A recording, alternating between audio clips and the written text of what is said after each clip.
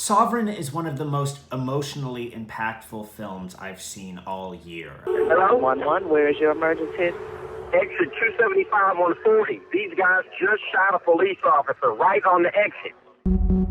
You two were on some kind of road trip? My dad travels for work. What about school? I'm homeschooled. He says that he wants me to be an independent thinker.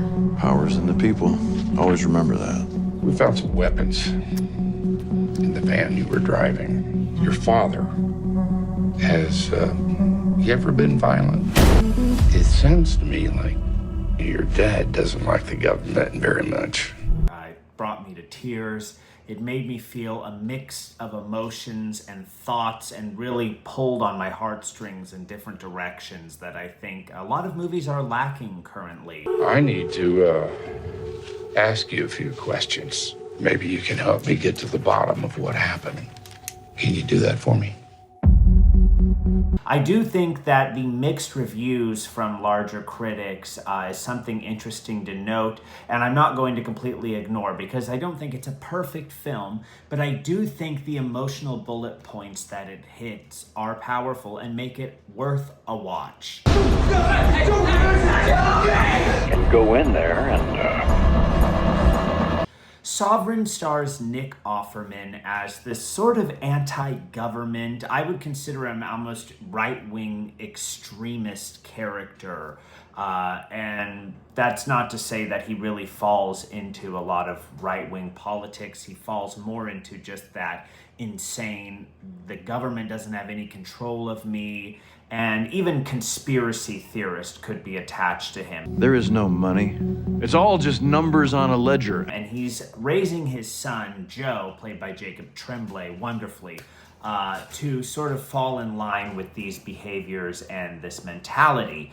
And Nick Offerman's character, Jerry, goes around to different groups and speaks in public settings to other people who sort of have his mentality going on. And you see that his character, along with a lot of the people that he's speaking to, are people that are either in financial distress, low income areas, that are kind of mentally detaching themselves from the problems of their life and that they've created for themselves by blaming the government. And when it all comes collapsing down, who do you think they expect to come around and clean up the mess? And so Nick Offerman's home is currently being foreclosed upon, and they have people coming to the house, and the bank is serving them notices that this place is going to be auctioned off in 30 days. And Nick Offerman kind of plays this as not his fault and not really his responsibility. And the way he does this is by calling the person who actually owes the money to the bank the straw man, which is basically the person that the government sees as them, but isn't really them as a person. And the ideology is very flawed, and it's kind of hard as a rational person to fully understand what he's saying, but you do get that these people are buying into this emotional disconnect from their problems by blaming it on the straw man, and the name they're given by, it's kind of like the term slave name or something, where they're passing it off on something else. And this provides a lot of insight into this character and the way he's going to interact with the world and ultimately with law enforcement, which is where the other side of the story comes in. Now we have another character, John Buchart, played by Dennis Quaid fantastically. And John has a son named, who is his son? Deputy Hall is his son, I believe. Anyway, his son is going through the police academy, and he's graduating and becoming a police officer himself and falling in line with his father's footsteps. And so we see this sort of contrasting story between the anti-government characters and then the people who actually enforce the law, and how there are similarities in the upbringing, these fathers wanting their sons to fall in line with their footsteps and maintain their ideology, just on completely opposing ends. Next time, aim more for the head. They wear bulletproof vests. And And I think one place that the movie could have taken a little more with is actually mirroring these characters a little bit more. I think we could have seen more of Dennis Quaid's character and more of the ideology that comes from being a police officer and upholding the law to help us contrast the anti-government characters that the movie spends most of its time focusing on. And they are the more interesting, more unique characters for this story. And one thing I really attached onto is Nick Offerman's performance in this movie. He is really fantastic in this film. He totally buys into this character's ideology and makes you feel like you've met this person before. And I think a lot of us have met these types of people who are just like, everybody's out to get them. Everybody's got some vendetta against them, particularly big corporations or the government. And the way they don't really take accountability for themselves and place the blame on other things. He portrays this so fantastically, and there's just an extremism to everything he thinks and does. I mean, I don't want to have to kill anybody. But if they keep messing with me, then I'm afraid that's what it's going to come down to. And the deflection of everything. There's a scene earlier in the film where he gets arrested, and he has to go to court, and he's just like throwing the blame at the judge, and they basically order him to have to pay, and that he's guilty, and he's walking out of the place being like, nope, they fled the scene and I actually won. And there's just never going to be accountability from this human being, and we learn that pretty early on. And I just see so many people that I've met in my life reflected through this character. And so in that, there's a lot of power. Now, Jacob Tremblay's character is the son, and one of the well-done things about this character is the ambiguity he rides as to if he really is buying into his father's ideology or if maybe he's forming his own opinions. Now, one thing they talk about is that he is homeschooled, and he is at the same time kind of going behind his father's back and trying to enroll himself in school so that he can have a proper education, because he learns early on that the education his father is giving him isn't really going to suffice. And so we start to see him question his father's antics throughout the movie and form his own opinions and realize that maybe the things his dad is saying are flawed. But we're not 100% sure where he aligns yet. And we know that he does align with his father in certain ways. And this definitely comes to a boiling point later in the film. When we get into spoilers, I'll talk about this. But I really liked the way they portrayed that he didn't quite know, or we don't know where his brain is. And his character's kind of quiet and reserved, and that keeps that ambiguity going and makes us wonder, is there going to be a turning point where he goes against his father or what?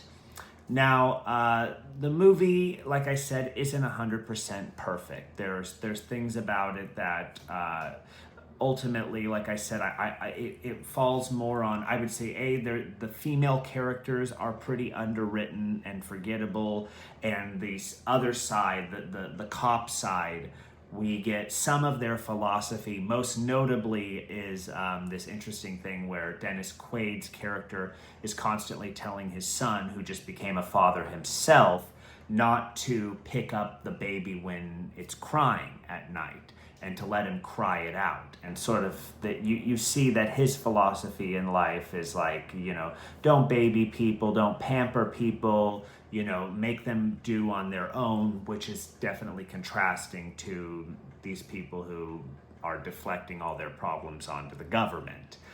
Little taste of their philosophy, but not 100% with it. And we also see that Dennis Quaid is very hard on his son. It can just, keep squeezing blood out of a stone. And is always pushing him to do more, is kind of calling out the things he's doing wrong in the academy. And at one point his wife says to him, why he says to his wife, well, we raised him pretty well. And she goes, well, why don't you let him know that at some point? Because it never feels like he does. Which it's interesting, and I think appeals to a lot of people who, have that sort of father figure who maybe doesn't always acknowledge them or give them the sort of accolades they're hoping for. But we also see that Dennis Quaid's character is just trying to shape his son to be the best man he can be. Now, I guess I'll get into spoilers now, because I think that most of the movie hinges on its final 20 minutes. If you even look up the synopsis to this movie, it basically tells you what goes down in the final 20 minutes, which is a little frustrating, because it's like that should be kind of considered a spoiler in my opinion, whereas not something that's lumped into the synopsis. But I think for the most part, you're just kind of watching these characters go about their business, and the last 20 minutes are really when the plot starts driving itself home. So spoilers. What ends up happening is Nick Offerman and Jacob Tremblay's character get pulled over, and Nick Offerman is resisting arrest for a second time. We saw him, like I said earlier in the film, do this and deflect all responsibility. And Offerman gets out of the car. He starts talking back to the police officer, and then the backup police officer comes, and it's Dennis Quaid's son. And so this is where, okay, now we see these two worlds are going to collide. And you're wondering, like I said, Jacob Tremblay's, the Nick Offerman's son's character, this is his kind of turning point and revelation and alignment with his father. And a really powerful moment, because the whole movie we're like, maybe he's going to go against this. And that's the assumed thing from the movie, is that he's eventually going to say, no, Dad, you're wrong, and make his own path. And unfortunately, what happens is they get into a scuffle, Nick Offerman and the police officers. Jacob Tremblay takes one of the guns in the car, gets in a shootout with the police officers, and kills both of them. And this is where you're in the heat of the moment. And this is where the movie really, really excels and becomes emotionally driven, because we see Nick Offerman lose his mind a little bit in some ways with his son, and then we also see Dennis Quaid with the realization that he's just lost his son and the vengeance that he wants to enact because of it. And Offerman has this philosophy that they're basically going to have to take out everybody in order to, once like the blood is shed, they're just going to have to go out there and silence everybody. And you realize he's going to go further down this path and get into a much more incredible shootout. And the son is emotionally distressed at what he's done, but you also realize he's not completely aware of the weight of what he's done, and he's also probably still buying into the philosophy and the righteousness that Nick Offerman thinks they're enacting by fighting against the government and these police officers. And the film ultimately climaxes with this huge shootout in a parking lot, so to speak. And Nick Offerman gets taken out, and Jacob Tremblay's character gets taken out. And the last few minutes of this movie, I was crying my eyes out, because there's just so much going on between the father-son dynamic. When Dennis Quaid and his wife find out their son is killed on the side of the road, and he sees it, it hits you in a horrific way. And I think that's where this movie thrives and takes us on a journey, because we're realizing everybody grows up with different parents and different philosophies, and we each kind of make our own path, but we're influenced by our fathers no matter what.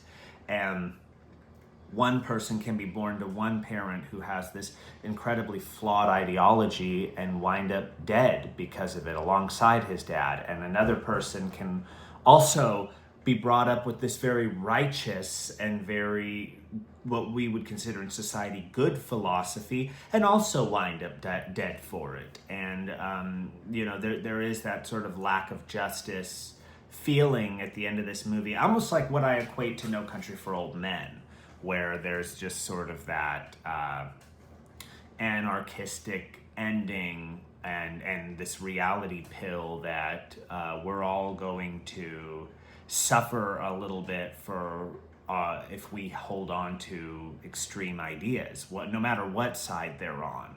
And yeah, I just thought it was so powerful. The ending, the very, very ending, does, unlike No Country for Old Men, give us a flicker of hope, because the grandson, the baby of Dennis Quaid's son, is crying in the night, and Dennis Quaid goes in and picks the baby up and actually comforts it, showing that he's grown a little bit emotionally as a human being since losing his son, and maybe not giving quite such the stiff treatment, and maybe he's regretting the stiff treatment of his son that maybe led to this demise. Now, again, it's not 100% clear, and I think they wanted that ending to be a little more poignant than it actually is, because to me, it's like, well, I mean, either which way, the son would have wound up in this circumstance if he had become a police officer, and it doesn't quite give us that resolve that really hits home. Yeah, the performances are the things that stand out in this movie, and I think they're incredible, and I think it's very much worth a watch. I think it's an indie movie that I love, an indie movie with just a simple character-driven plot line. The performances are great. Not really a lot of humor in the movie. It's pretty serious, cut and dry, and you are kind of a fly on the wall to these two scenarios. Like I said, I would have liked to see a little bit more depth out of the Dennis Quaid side of the story. I think that would have just pulled our heart in two different directions, as opposed to us following the Nick Offerman character for the majority of the film, which is fascinating and worthwhile. But yeah, to really give us that yin and yang going on, I would have appreciated a little bit more. But the critics are divided on this film. The New York Times gave it like a 60%. They said Sovereign is the most intriguing for its subtle, if incomplete, observations of the more complicated realities of both sides of the law that inform and ripple from Jerry's paranoid world, Jerry being Nick Offerman's character. IndieWire said, while every scene pulls Jerry apart at the seams, Sovereign is too vague and scattered to chart a legible path toward his breaking point. Kind of making sense, but also I think that it's very clear where his breaking point is coming from. You know, he's getting arrested, his house is getting foreclosed upon, there's financial problems, his public speaking events, the people are starting to dwindle, and his own son is even starting to question him. So I think that's an inaccurate description, because it's very clear where the unraveling is happening. The AV Club says, though Offerman buoys the film with terrifying aplomb, Sovereign is a missed opportunity to examine the cascading fallout from living in a country that fails its people and breeds violence. Now, this person wanted more big ideas going on in the movie, and I think, yeah, but also I think I think that's asking too much. I think that we, as the observer, get that when we're watching something like this. You know, we don't need it hit over the head with it. Yeah, a couple strong reviews, one from Screen Rant. This person says, the movie's memorable moments and tackling of sensitive real-world subject were expertly done. Something that makes it stand out from other true story films that have been released in recent years. I didn't know this was a true story. The Hollywood Reporter says, also featuring an unfortunately underutilized but always welcome Nancy Travis. Like I said, the female characters are pretty thin. Sovereign benefits greatly from its empathetic, non-exploitative approach to its controversial subject matter. It's uncomfortable but necessary viewing. And I agree. I think this is a necessary movie. I just think we're at a place in our country where there's people divided, where, I mean, that's always something that's I don't like being like one of those people who's like, these times are so crazy, because ultimately we're all better off than we were 10 years ago, and they were better off than the people 10 years before that. But I think people are getting these extremist views going on. I think independent media is making people more extreme, and the sensationalization of news is definitely making people more extreme. And like I said, you see people you've met in life through Nick Offerman's character, and that is really where I found a lot of resonance with this movie. And also with Dennis Quaid's character and wanting to be the good guy, and in wanting to kind of have this hard stance with raising his son to make him a good guy, and ultimately losing that. I found that really powerful and true, and on a level of emotion very, very, very resonant. So I recommend Sovereign. I mean, it's currently sitting at a 6.4 on IMDb. I think it could go a little bit higher. I think it's an even 7, if not more. And I always just champion independent films like this with great casts that feel like they're getting made less and less today in the world. And, you know, it's an original film. It has original ideas and ultimately leaves you thinking and feeling. And that's all you can really ask for from a great film. So check out Sovereign, and all the best to you.